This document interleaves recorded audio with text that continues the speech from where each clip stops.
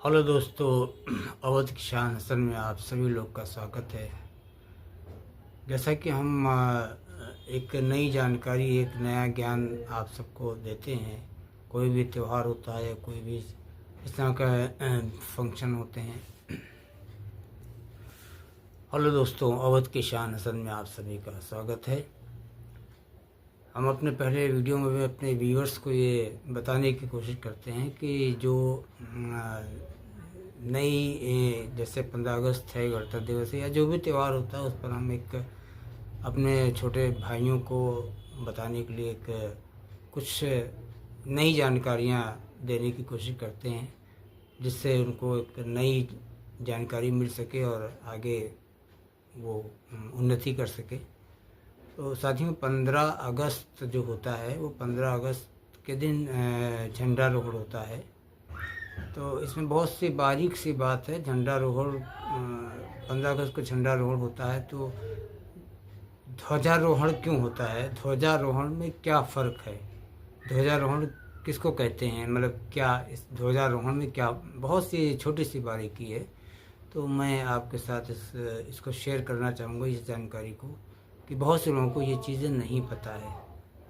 ध्वजा ध्वजा का मतलब होता है कि झंडा, और जो हमारा तिरंगा है। और रोहण का मतलब होता है कोई भी चीज़ नीचे से ऊपर ले जाई जाए।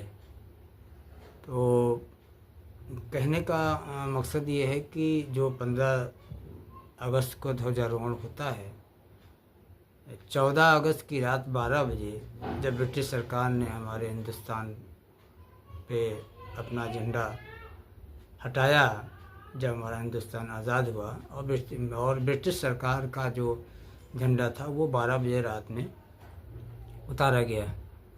उस वक़्त हमारा तिरंगा नीचे से ऊपर ले जा कर के फहराया गया, तो उसको हम झंडारोहण कहते हैं। झंडारोहण का मतलब ये होता है कि हमने जो ब्रिटिश सरकार का कब्ज़ा था वो झंडा हटा और मेरा झंडा नीचे से ऊपर लगा।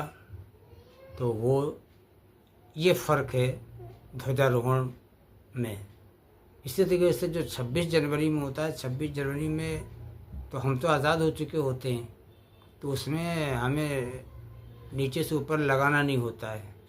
झंडा मेरा तिरंगा रहता है, सिर्फ उसको मुख्य अतिथि हमारा आके फहरा देता है। लेकिन 15 अगस्त के दिन जो मुख्य अतिथि होता है वो डोरी से नीचे खींच के ऊपर ले जाता है। ऊपर ले जाने के बाद उसको जब नीचे खींचता है तो वो उसमें झंडे से फूल गिरता है और झंडारोहण होता है। तो मैं ये छोटी सी जानकारी आप अपने भाइयों को, अपने दोस्तों को जिनको नहीं पता, इनको मैंने कोशिश की है कि बता सकूं।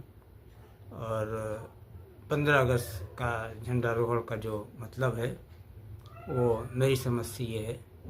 इसी साथ ही मैं आप सबको, पूरे देशवासियों को और अपनी माताओं बहनों को, सबको इस 15 अगस्त के मौके पे उनको शुभकामनाएं देते हैं, उनके जीवन की अच्छी कामना करते हैं।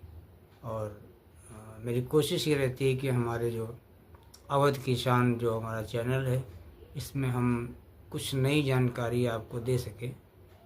और मैं बराबर ये त्यौहार पर या 15 अगस्त पे या जो भी होली दिवाली होती है, मैं एक नई चीज़ आपको देने की कोशिश करता हूँ।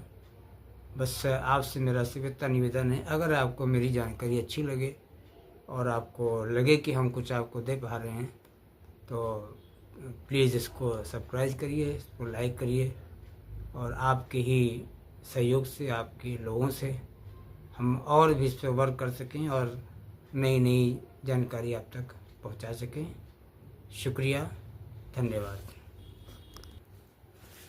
मैं प्रांतीय संगठन मंत्री, उत्तर प्रदेश जल निगम, नगरीय एवं ग्रामीण कर्मचारी यूनियन, उत्तर प्रदेश जल निगम।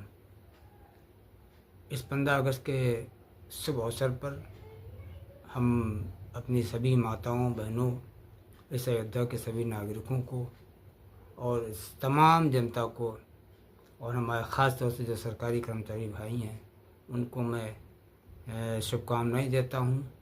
और उनके अच्छे भविष्य की कामना करता हूँ।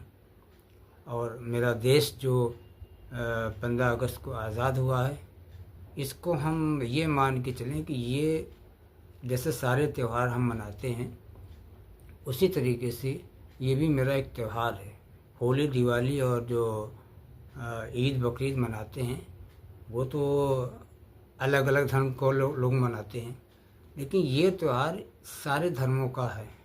इसलिए सब लोग इसको मिल बैठ के और इसको अपना एक जो आज़ादी मिली है उस पर हम खुशी मनाते हैं, और इस आज़ादी में हम खुली सांस लेते हैं। हमें जो पूरे जीने का अधिकार होता है।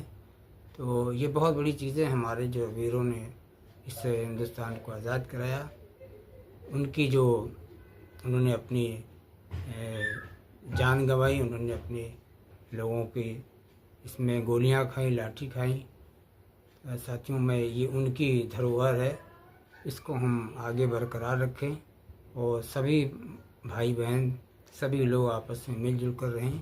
जो एक गंगा जमनी तहजीब है, जो एक भारत की पहचान है, इस पहचान को आगे तक बरकरार रखें।